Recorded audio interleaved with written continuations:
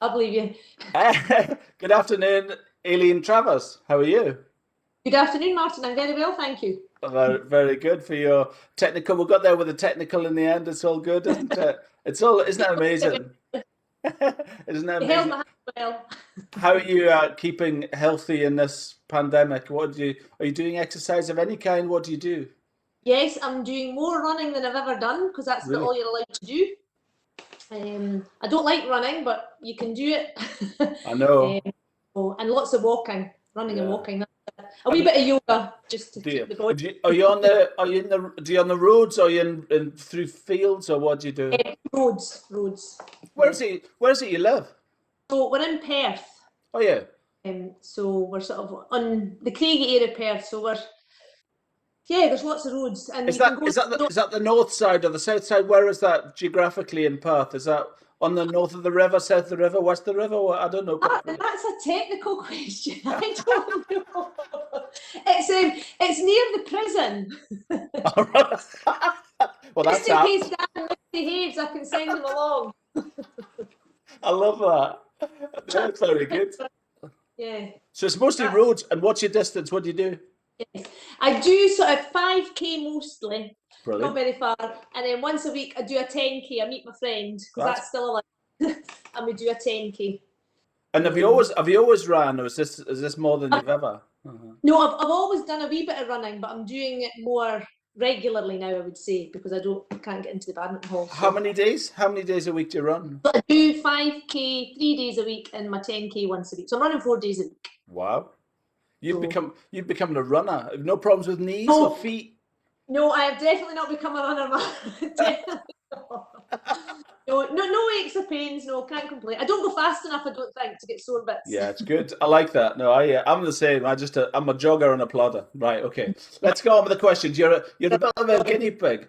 I've been trying to so every week, every interview I do, I write down all the answers to the questions, and everybody sees me write down the answers to the questions. Right. And I don't really have anything to do with them. I've been trying to sit at night and kind of create a fact file for each player. So for each player so I can answer the questions and effectively get a proper sheet of paper that doesn't look like a bit of a dog's dinner, right? So today you're a bit of a guinea pig because I'm going all high tech. I've got a spreadsheet open with the questions, and oh, I know.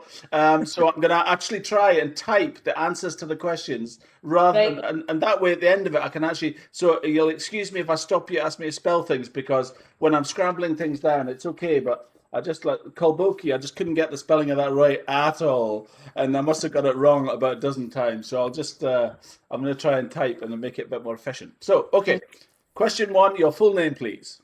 My full name is Aileen Margaret Travers. And Margaret came from. Just my mum and dad liked the name.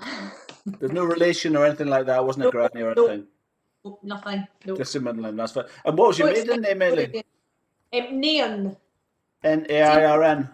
yeah, same as the place.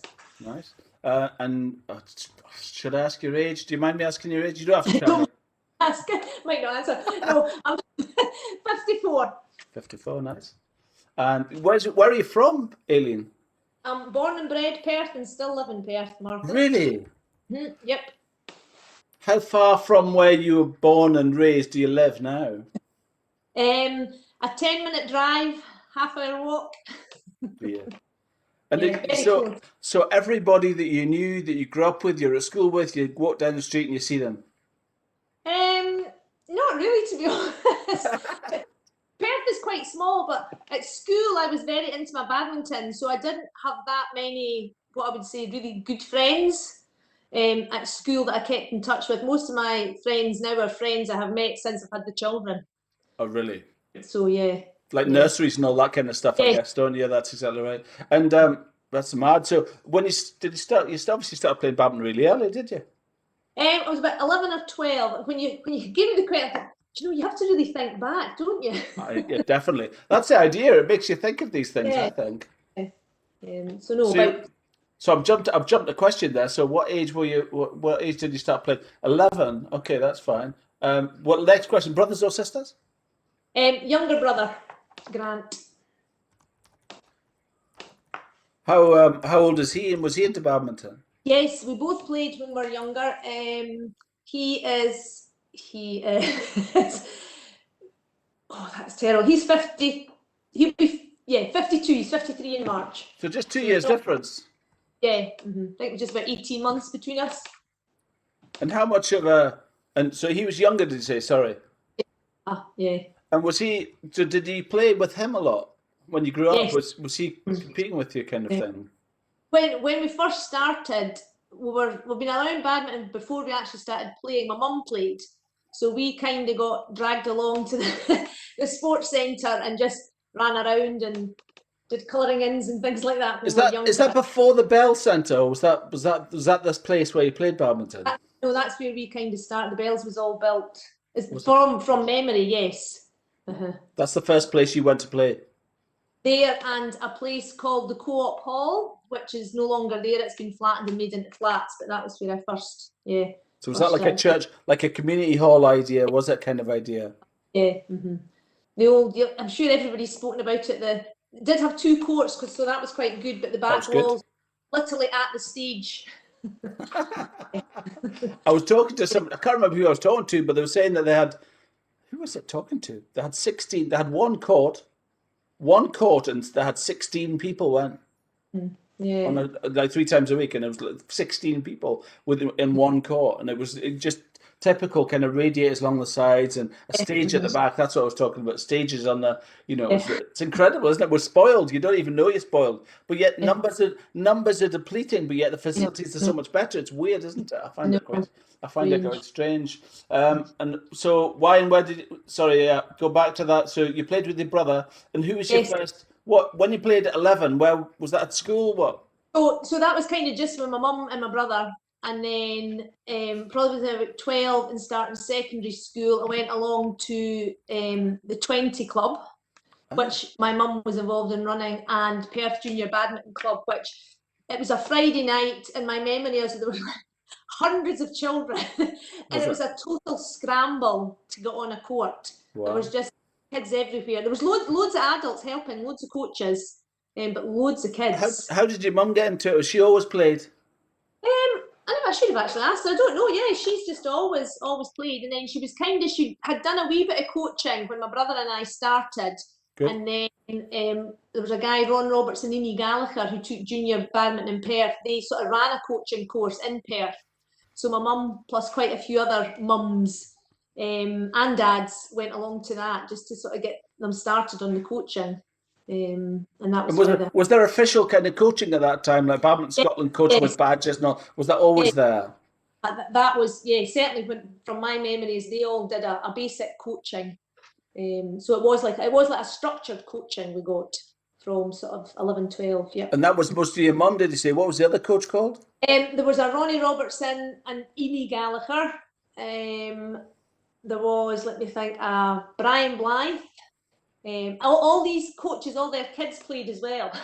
That's cool. It's funny, do you know, I was talking to Stuart Bell. I don't know if you know Stuart. He was in Dundee, and he was talking about Dundee, and he ended up talking about Perth. He mentioned some people in Perth, and he says, "Oh no, the people in Perth are really good." And isn't it interesting that Dundee's such a massive city by comparison, but Perthshire for some reason has got this. It's obviously because of that grounding from, like, say, your mom and all these coaches, right? I mean, it's not, sadly, it's not like that anymore, I would say, Martin. It's like Perth's like everywhere else, badminton's dying a death. But at the time when I was just starting out, it was just, it was a really good place to be playing badminton. There was loads of good players and good coaches. Mm-hmm. What interests me is that everyone I've talked to so far, there's always a source. There's always somebody at the beginning. There's always somebody, and it's a subconscious thing. Somebody's had somebody that's driven them. Whether it's your brother would say, if I interviewed your brother, would say, "Oh, my sister was really good, and I used to always try and beat her, and that drove him to be better." Or your mum's been there, so she's taken you, and you've had to. It always starts with somebody. There's always a common feeling there. There's always somebody, and that's what interests me about why people start. And I think. I was talking to Stuart Ferns, who's up in Inverness now, and he's actually a PE teacher. And he was taught by a guy called Jim McCulloch, who's off the Black Isle in the north, who has just put his wife this morning. And anyway, so he's interestingly, he was coached by John McCulloch, but Stuart's actually a PE teacher himself. And I said, so I says, how do you feel when you're coaching? He says, I said, do you run a club? He says, yeah, I do. I run a club. And I says, how do you feel about coaching? And I said, what age of kids do you teach? He says, oh, about 11, something like that. I said, you are John McCulloch. I said, you've got the potential to be that influence, right, to those kids, right? So that's the name. So I'm quite interested in that kind of idea of who it is that people start with, and maybe in this idea we can get more people back to. And I think there's names, like hopefully even these names you've given me, the old coaches and that kind of thing. Somebody will say, "God, I used to love badminton." And right, do you know what I mean? I think it's like riding. I also think it's like riding a bike. So if somebody's been, I don't know if how do you feel? You're obviously heavily involved in the club, right? And I'm hoping it's like riding a bike, Martin, but I'm beginning to think it's so long since I've hit a shuttle. I know. Pretty scary. What I mean by that is, I was thinking, I've thought a lot and hard about it. What I mean is, when a stranger comes to your club, yeah, you know, don't you? You know if they've played, right? Is my point. You know if they've played. You know if they've coached. They know. You know. It's like riding a bike. You know, irrespective of whether they have it or they don't. There's always something that you think he didn't learn that himself. You know. Yeah. Sorry, you were saying. I just disturbed you. No, just saying about it's been so long since we played. I did try the air shuttle in the summertime. Really. Disaster. Yeah, Laura Muir. I was talking to if you look at Laura Muir's interview yesterday, she took it up and she just said she broke every string. Right. Well, she did better than me. I couldn't keep her rally going long enough to break a string. So the marketing campaign, did you buy them from Badminton Scotland? All I could see on Badminton Scotland's Facebook page was buy your air shuttles here. I think they owe players a fortune. So. Yeah. I think it's got a, but not in Scotland. It's too windy. I know. Even on a summer's day. What were they like? Did they weigh a ton? They weren't too bad, actually. No, they were all right. I mean, not anything like a feather, but you could see on a calm, sunny beach, it'd be quite good fun. Yeah, that's right. Not in the back garden of Perth. Like that game, you know that game they play on the beach when you always see them on holiday. I don't understand it. People playing that game on holiday with like wooden bats and a ball on a beach. Why do people do that? It looks so crap. I don't know. It's like that, yeah. Sorry, I'll go back to my questions. Okay. Right, sorry. What was the name of the first club that you went to and what age? Yeah. Well, it was Perth 20 Junior Club, and I'd be 12. And at the same kind of time, that's when I started Perth Junior Badminton Club as well. So I played at the 20 Club on a Thursday night and the Perth Junior Coaching Club on a Friday night. And was your mum? Why did you keep? Was your mum going all the time when you were going? Was your mum going? Yes, as well? She was heavily into the coaching by then, so she was going along. So. What did you play then? Was it doubles or mixed or what was did you like singles or what are you like with that? At that stage, from memory, I think it was more doubles because there was just so many of us. Hold on a second. Oh my God, I've got a horrible feeling here.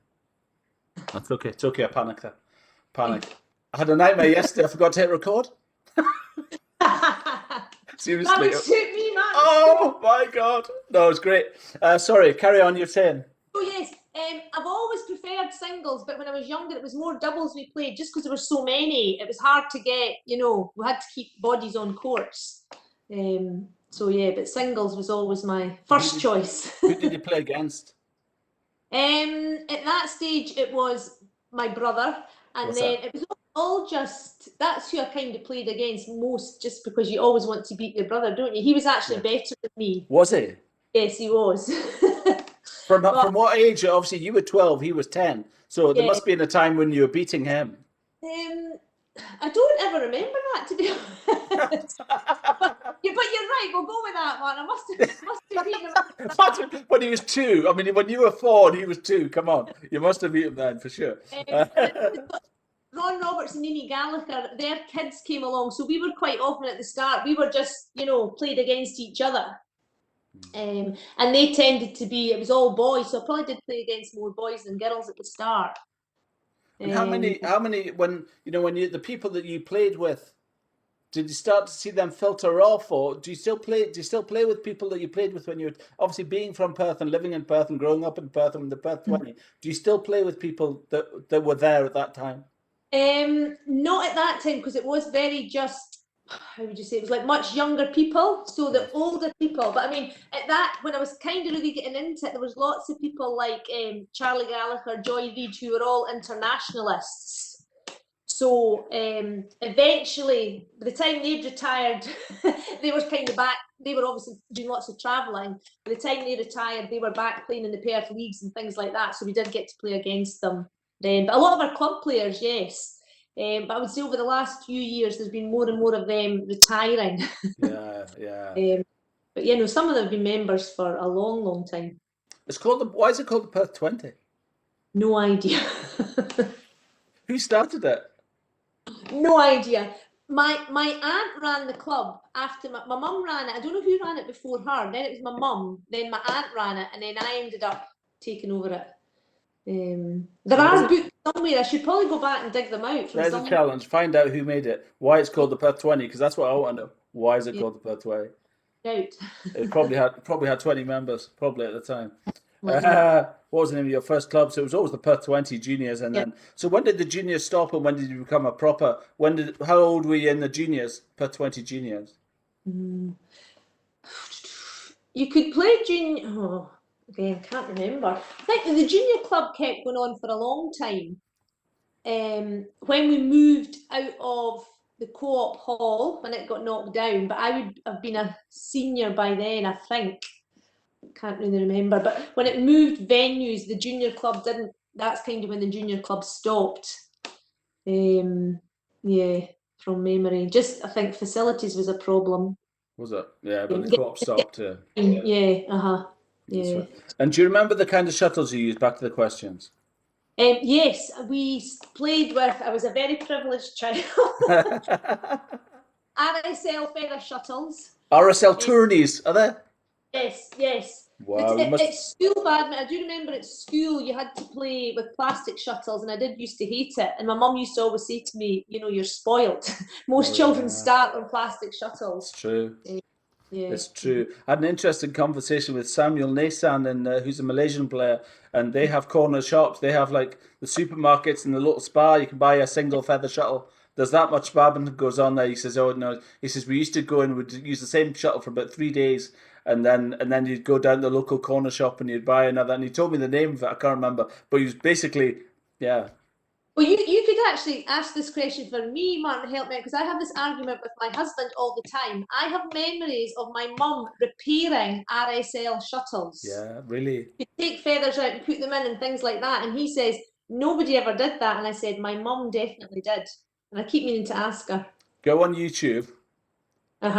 And look at repair feather badminton shuttle, and you'll find a guy in China. I'd say it's a terrible thing to say, but an Asian gentleman, right, sitting outside, and basically he's bought a brand new shuttle, right, and he's cut the string around the shuttle, and he's pulled them all out, right. So he's now got a whole stalk, right, of feathers, right, and then he's got a busted shuttles, and he's using snips, right, and he's cut the string, and he hasn't. I tell you, he hasn't cut the string. What he does is he gets a dart, right, and he pulls the dead feather out, and he uses a dart to drop in where the feather goes, and then while that's in there, that's holding the position, right, and then I think he uses little pliers to open the string up a bit, and then he puts it. But you just know it's going to last one rally. you just know. I love those kind of things. It's great videos. I'll be looking that up just to prove my husband. It is interesting. Have you ever seen shuttles made? It's amazing as well. You get that. There's great videos on YouTube about how to make a shuttle, and you'll see. And you also, what's the other one I was watching? There's making rackets, but making feather shuttles. I'm fascinated by that. When you watch them made, it's incredible. Yeah, and it shows you how the difference in quality of feathers and shuttles and stuff like that. It's obviously all abroad, all in China. Do you remember the shuttles you used? That's good. Were you coached? So officially, who would you say your first coach was, Aileen? Officially, my mum was my first coach, yes. What's your mum's name? Sheila Nairn. Sheila Nairn. And she's in Perth as well? Yep. That's handy, isn't it? I suppose. Very handy. And what about your brother? Is he still local? No, he's moved around. He's back in Glasgow now. He's settled with his family in Glasgow. And does he play badminton now? Not very much. No. Really? He played a lot through uni and things like that. But he's a seriously good runner, so he does running, and he does occasionally a bit of five-a-side football, but he feels he's getting a bit too old for that. Get back to badminton. Come on. Absolutely. On. Yeah, definitely. What was his name again? You told me his name. Grant. What was it? Grant. Oh, sorry, Grant. I've wrote on my spreadsheet, so my spreadsheet's really not working. No. There's far too many notes. There's far too many. Do you remember your first ever? That's just a general question about tournaments when you were growing up. What age did you when you had your club, and how competitive was that little club with all the kids and stuff? When you were young? No, it was very competitive. Eni Gallagher, who was sort of one of the main runners and organisers, he would take minibuses away to like just schools things and things like that. So what was that? What was that name? What was the first name? Sorry. Eni Gallagher. Eni. Eni, Aenie was how it was. Eni Gallagher, and he used to take it. So was it? I know it was obviously busy at the club. Was it busy in the school as well? Was a lot of people in the school into badminton? Was it as well? No. I went to Perth High School, and there wasn't a huge amount of people played it. But Eni, I don't know if he was actually a teacher or if he was just involved at that time. Just some guy loading kids up in a bus. Brilliant. Loved badminton, but his kids were all at St Columbus, so there was loads. He was obviously very influential in the school, and there was loads of kids from St Columbus School played, yeah. What's that? Which all helped the whole Perth area. Where's St Columbus School? Well, St Columbus School was in Perth. It's now it got closed and moved, and it's now St John's Academy, I think, from memory. Wow. And does it still badminton there as well? I think so, yes. That's good, isn't it? They've got lots of courts at the school. It's one of these new community campus schools. So there's something like 7 courts, but I don't know if they've actually got a badminton club going. Have you been there? Have you played there? Yes, Nice. It's a nice So do you remember your trophy? I'm sorry, I distracted you with the trophy. So Eni used to take to tournaments, so tell me about that. Well, I don't remember winning any. Where did you go? Just all over. Do you know, as a child, you pay attention, you just get in the bus. That's Eni's starting to scare me a bit there. No. Not at all. It was even when I first started driving myself to tournaments at sort of 18. Now, my mum and dad had been dragging me around the whole of the country for years, and I had to go and drive to a venue that I'd been to so many times before, but because I hadn't driven, I didn't pay attention. Yeah. You know, you're so conscious and nervous about the tournament itself. You're not even watching the road. I was in the zone. You're terrified. That's what I was. I was terrified. So when you don't remember where you went? Do you remember your first trophy then? Do you remember the first win? I remember my first big win, but I must have done local things before that. But my first was at the under-14 Europeans in Holland. Wow. That was the first thing I kind of. That was your first. You must have obviously shown a huge amount of potential to be chosen to go to Holland. I must have, maybe not won things, but I must have been there or thereabouts in the Scotland thing to get picked. Yeah. And who were your peers at that time? Who did you go with to Holland? So I won the ladies doubles with a girl at that time was called Eleanor Allen. She's now called Eleanor Middlemas. And she's still heavily involved. Well, she's in the Commie Games and things like that now. But I think she's a chef de mission for the next one. Wow. But that was kind of. So that was your doubles partner. Mm-hmm. And you were 14 then. Yeah. Mm-hmm. And were you partners with her for a long time? Or was that just that one event? Or? No, we played for quite a few years together, and then she had an older sister who was a really good player as well. So Jenny and Eleanor Allen, they then started playing together. They went on to become a really successful Scottish. Middlemas is quite a common name in badminton. I see that quite a bit. Actually, I see that name coming up quite a bit. Middlemas. Right, well, Eleanor married Kenny Middlemas. Eleanor Allen married Kenny Middlemas. So he was obviously a really good player as well. And Kenny and Eleanor played mixed together as well. Mm-hmm, yeah. And when you played, so you just played doubles, did you play mixed as well and singles when you went to Holland? Mm-hmm. Yep, played all 3. And how did you get on the singles? Can't remember. I think we did okay. I think That got sounds through a like few it. rounds. Yeah. How exciting going to Holland at 14 with a It with a was. badminton, right? Yeah. So how Amazing. many people would go? There were, I think, 4 girls and 4 boys, and please don't Cool. embarrass me by asking all their names. No. It I might do come back to remember. you. If it comes back to you, just write it in the comments, right? It's fine. Right. Okay. Yeah, that's Well, I do good. remember one of the girls, Julie. Sorry, I've lost you. 1 second. 1 second. Sorry. Sorry, these have gone off. 1 second. No. There we are. Come on. Come back. They got to sleep these headphones. It's really annoying. Sorry. Sorry, you're saying you do remember? I'm sure Julie Anderson was in that trip, and she stopped for a long time. She apparently went to rowing, was a really good rower, but just over the last couple of years, she's now Julie Dunlop. She's back playing vets badminton. Wow. So it's really good to see people that you haven't seen for. Oh yeah, definitely. Well, is she local now then, or is she away somewhere else? She's down west coast somewhere. What, of Scotland?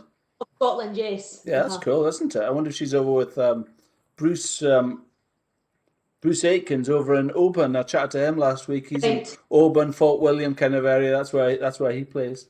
I think she's more sort of what's Paisley, that direction. Oh, she's south with that's what. Well, that's interview. Laura It's not Paisley either, but it's Ayr somewhere, Ayr direction. Is she Asher? All right, cool. Yeah. I haven't spoken to anybody. Laura Mew is the newest I've had. She's of west of Glasgow last night, so that was good.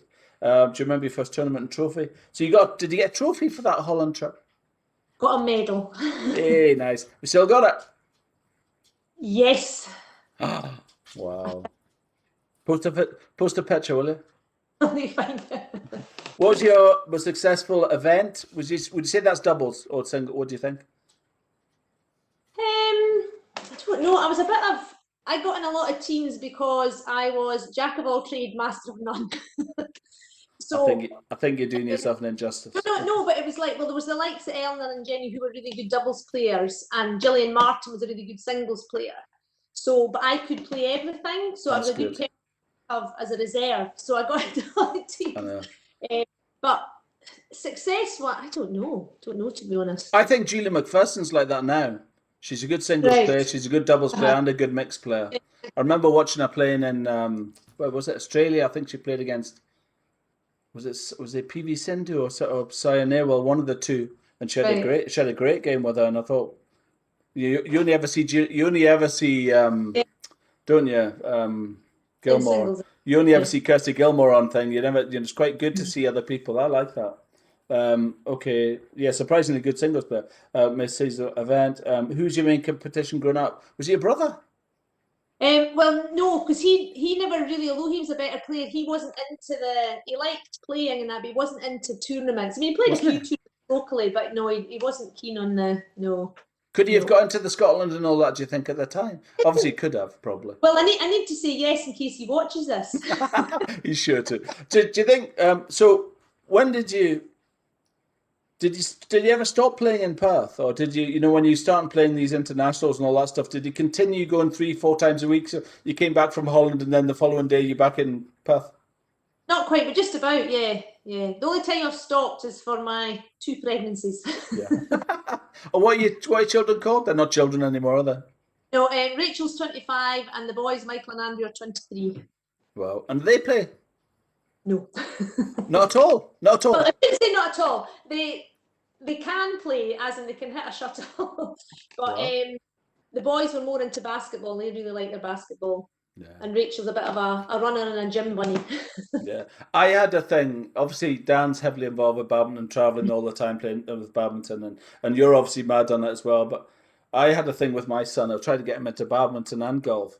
And I was talking to somebody through the week about this, and I think it's when something becomes the thing that takes your parents away from you as a child, I think you almost recoil from it. And I was trying to get my son into badminton. He would say, no, I'm not going to. And golf, try to get him into golf. But every Saturday I was going away in the morning and coming back at 1 in the afternoon. And they end up resenting it. And before you know it, saying, no, do you know what? I hate badminton. With real passion, I think maybe they've got that as well. Well, no, there was definitely an element of that because they got dragged round when they were youngsters They loved going to Inverclyde because it was a big, exciting place. But apart from that, they got fed up. But Dan was also very much, it's got to be that they want to do it. Yes. You know, he's coached loads of people that are there for all the wrong reasons. He says they have got to find something that they want to do, and the boys found basketball and have just loved it ever since. And I mean, they would play that 24/7 given half a chance. Yeah, I know a couple of friends, Simon and Julie Lou in Edinburgh, and they joined badminton, but they stopped playing badminton, stopped playing basketball and got into badminton because you just need to have so many more people for basketball than you do for badminton, right? You know, they could, it's never too late, right? I mean, they could come back and end up loving it. You know what I mean? They could start in 5 years, 10 years time. Doesn't really matter, does it? I think it's I personally think it's a great sport. So, main competition growing up. So, sorry, did you give me an answer to that main competition? Yeah, well, it was really Eleanor and I were always kind of vying for spots in the team. And did you compete together against each other? Other than a team thing, I'm saying, like, would you play against each other? We played against each other, and just like say the Glasgow Open, we would play against each other in the singles, and then we would team up to play the doubles. And who was the best? So, well, I would say we had lots of three-set marathons. Did you? That sounds brilliant. You want to be more successful than me, so I'd have to say Eleanor. No, but yeah, it's good. I like that a lot. Okay, moving to the current state. So, the clubs do play now is it still the Perth 20? No, it's Perth 20 club. So the Perth 20, but you're tasked to find out why it's called the Perth 20, please. Yes, I'm going to do that. Okay. What's your current favourite racket? Oh, sorry, hold on. Missed the question. What's your first ever racket? Oh, yes. Well, I can't remember my first ever racket. I think I just played with my mum's old rackets, but I do remember the first racket I got excited about. It was a Christmas present. Good. And it was a Carlton, but the reason I was so excited about it was Joy Reid, who at the time was an internationalist. It was her old racket. And I just thought this was the greatest thing ever that I had got Joy's old racket. I thought I would play like her. So did you say Joy? Did you say Joy Reid? Joy Reid, yeah. She's now Joy Rumgay, but at the time she was Joy Reid. Sorry, she's now what? Joy Rumgay. How do you spell that? Rumgay. Rumgay. All right, Joy Rumgay. All right, cool. So you can't remember what kind? Maybe she can fill us in on what kind of racket it was. A Carlton something, yeah. A Carlton. And so, okay, that's what, moving forwards again, what's your current favourite racket? Whatever's in my bag. What, you don't know? Come on. No, well, I know it's a Yelex racket. I've had the same Yelex rackets for years, and I just love them. Don't know what they are. That's terrible. Doesn't Dan sell Yelex? Yes, he does. Oh, that's good. Oh, there's an advert. There's an advert coming in. What kind of racket have I got? I've no idea, but it's a Yelex. Yeah, good. So, how long have you had it for? Years. Have you? Yeah. You're not a techie. I'm a techie guy. I change my rackets. I love it. I love new rackets. Well, you saw me try to go into this, Martin. I'm not a techie or a person at all. So I've got something that I'm happy with. I'll just keep with it until it breaks, like beyond repair. Do you know what kind of strings you get? No. What tension? No. You don't know. When do you get your rackets restrung? Yelex. And you don't know what kind of... Wow. I just give them to Dan, and well, no, he usually says, "I can't believe you're playing with that. That needs restrung," and sends it away. Gets it done for me. What? And they come back restrung the same racket. Oh, that's good. Roughly, how old is your racket? Well, I'm 50, so probably a good 10 years old. Wow. Everybody goes on about technology and rackets. There's so much goes on. Weight, head heavy. It's all about the weightings and all that kind of stuff nowadays, isn't it? I love a new racket, I have to say. I think my technique's so bad it doesn't really matter. Again, massive injustice again. I'm not going to buy into that. Thank you. What's your attention? How do you manage family life in badminton? Obviously, it's easier now. Kids, I guess, are away. Kids are away. Try not to look too happy in case they watch this. It's good, isn't it? My son went away last year. It's amazing. We just actually started talking about holidays yesterday, and just the idea says, maybe we'll go on holiday this year. And Sam's going away with pals in university. We went away on holiday with him in 2019. That was the last in Corfu, and we're just thinking we can actually go on holiday and go and sit on a balcony. Wow. It's can't wait. So family life, and so family life's quite easy, really. How often can you play, or do you play now? Do you play any social badminton with friends or anything as well as the club? No, no, no. Just the club once a week, and we have league matches once a fortnight. Well, when things are back to normal. Yeah. So What night's your club? Thursday night, still a Thursday Thursday. night, Just a wee advert for 8 till 10. 8 till 10. Yep. How is it? Do you get a lot of new people coming at all? I would say in the last maybe few years we've had a few bodies. I mean, it used to be by invite only, the 20 club. This is going back way before my time. It was because it was so busy and so popular. Yeah. Then it basically, if you can hit a shuttle, come along, please. And then with a few years where it was literally, at that time we were playing in a school gym hall with 4 courts, and we never needed more than 2. And it was really, we were at the stage, if this doesn't get better, we're going to have to stop. But the last few years, again, it's kind of picked up with a few. It's getting the youngsters in. Yeah. You know, the youngsters that either seem to be training really hard to be top class players, which is great, but then they don't have time in their diary to come along and play social badminton. You know, or the people that play social badminton just go and book a court themselves and don't play at the clubs. It's trying to get a mix. I don't think it is. I think maybe social badminton's. I don't know. I think there's a lot of social badminton. There's levels of social badminton. There's social competitive, I would say, which is a better. I mean, I've been to your club, and it's definitely probably social competitive, they would say. And they have that. If you go on Badminton Scotland's website looking for a club, they have categories. Social, which means, yeah, frankly, if you can hit a shuttle and you can have a cup of tea after and a piece of cake, that's good. And then there's social competitive, where you have a laugh, but it's still, I need to win. And then there's competitive, which is all the time. So yeah, there's that balance. I mean, I'm competitive, but I have a laugh with it, kind of thing. And I think your club's great for that. I think we have. Yeah, I think you've got a good. And how many people do you get? I've got 5 minute warning. How many people will you get in a week? Between sort of 8 and 12 people. We've got Perfect, 2 courts. That's about ideal. Yeah. That's perfect. Where do you play now?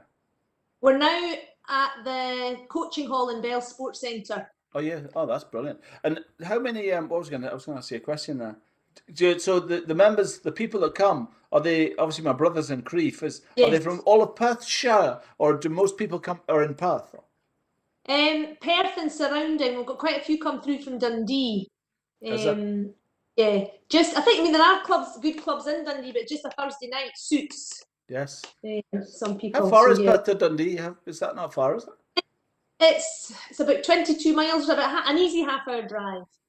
A half-hour drive. That's not too bad. Bruce Aitken, if you watch his in Oban, that's quite an interesting one, because he is heavily involved in the club in Oban itself, and people 45 minutes an hour, to get, which is incredible, right? It's incredible, I think. It really says something. What's your favourite event now? Do you still play singles? Can I say that? Yeah. Still play singles in the veterans events, and I still love it, but you need to train for it, Martin, and I don't train, so the next day I can't walk. Yeah, maybe when you've been running, you could be good, Well, we'll see. Watch this space. And do you play any singles at your club? If there's a space. Much. No, if there's a space, yes. Yeah. Mm-hmm. Barry will give a game. Barry's quite good. Singles. I know. I don't like losing though, Martin. I'm not a good loser. Oh, you're not. So just get yourself a ring. Just get yourself. Yeah. Are you really? Are you angry? That's what I was going to say. That's a question. That's really a good lead to that question. Do you feel as competitive now? Have you always been angry at losing? Have you? Well, yes. I go along to vets events and say, right, I'm just going to enjoy it, because I still love playing badminton, and I'm going to enjoy it. And if I'm getting beat, it's okay. But I end up. I knew there's a butt coming there somewhere. Yeah, I do.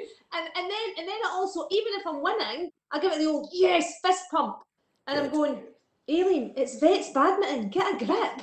You know what I mean? It's not the end of the world. But when I'm on that court, that is all that matters. Aileen, I love that. I'm with you. But I'm better. I come off the court now and I'm back to normal. I love that. That's what it's all about. So, okay, in summary, fantastic. 30 minutes we're in. In summary, what is it about badminton? You've obviously played it all of your life. Your family's played it. You've grown up with it, really. Why do you think badminton? Why Badminton? I don't know. I love the competitive side of it, but I love the social side of it. And what I love is like the age range, the people. I have got friends, you know, through it on a whole, and all different walks of life. And I think it gives not just badminton, all sports. I think it gives you a set of social skills that you cannot get from just, you know, every day going to school and doing your job. I think sport, whatever sport it is, there's just so many, you know, positives about it. Plus, keeps you fit and healthy as well. I agree with all of that. Thank you very much. That was awesome. Thank you. I really enjoyed that. You'll see it online in a little bit. I'm just going to stop the video and now.